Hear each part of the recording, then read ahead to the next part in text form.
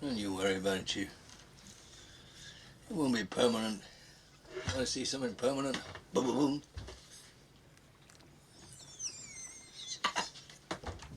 Hey, Hoop.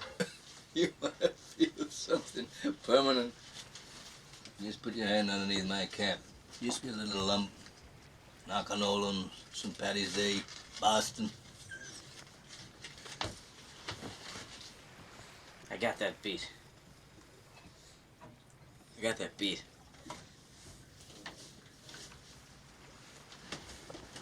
Some moray eel. Bit right through my wetsuit.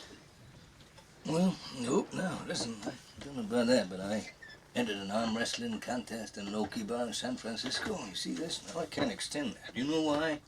Got to the semifinal, celebrating my third wife's demise. Big Chinese fella, he pulled me right off.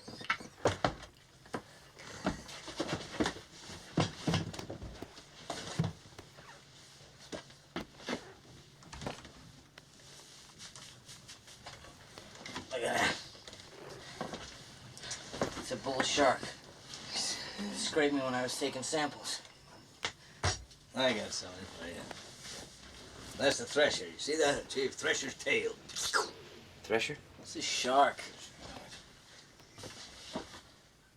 You want a drink? Drink to your leg? I'll drink to your leg. Okay, so we drink to our legs.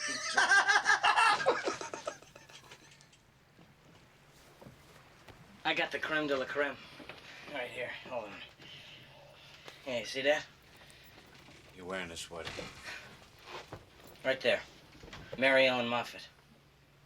She broke my heart.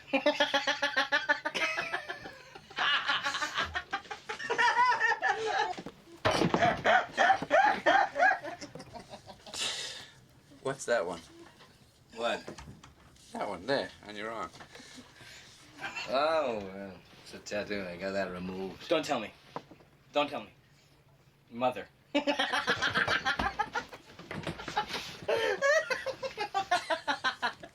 What is it?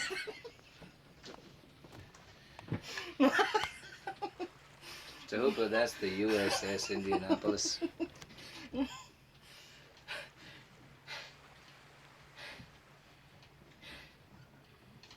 You were on the Indianapolis? What happened? Japanese submarine slammed 2 torpedoes into our side, Chief. He was coming back from the island of Tinian to Leyte. Just delivered the bomb, the Hiroshima bomb.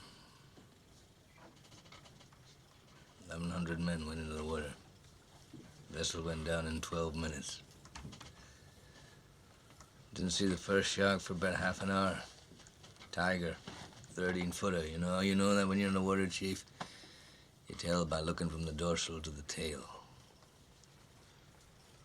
What we didn't know was our bomb mission had been so secret, no distress signal had been sent.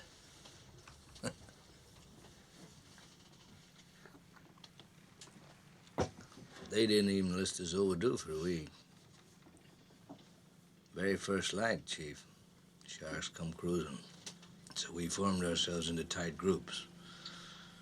You know, it's kind of like old squares in a battle, like you see in a calendar, like the Battle of Waterloo, and the idea was, shark comes to the nearest man, that man he start pounding and hollering and screaming. Sometimes the shark would go away.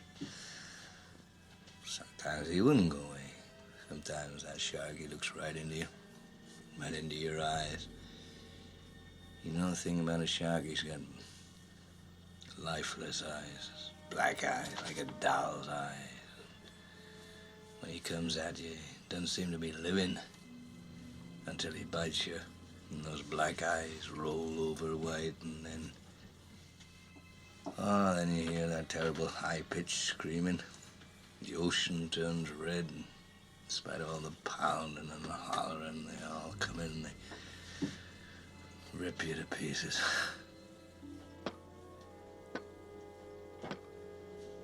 You know, by the end of that first dawn, lost 100 men. I don't know how many sharks, maybe 1,000. I don't know how many men, they average 6 an hour. On Thursday morning, Chief, I bumped into a friend of mine, Herbie Robinson from Cleveland. baseball player, bosun's mate. I thought he was asleep. Reached over to wake him up. Bobbed up and down in the water. It was like a kind of top. Upended. Well, he'd been bitten in half below the waist. Noon the 5th day, Mr. Hooper, Lockheed Ventura saw us. He swung in low and he saw us too. A young pilot, a lot younger than Mr. Hooper anyway. He saw us and he come in low, and 3 hours later, a big fat PBY comes down and started to pick us up. You know, that was the time I was most frightened, waiting for my turn. I'll never put on a life jacket again. So 1,100 men went in the war. 316 men come out. The Sharks took the rest June the 29th, 1945. Anyway, we delivered the bomb.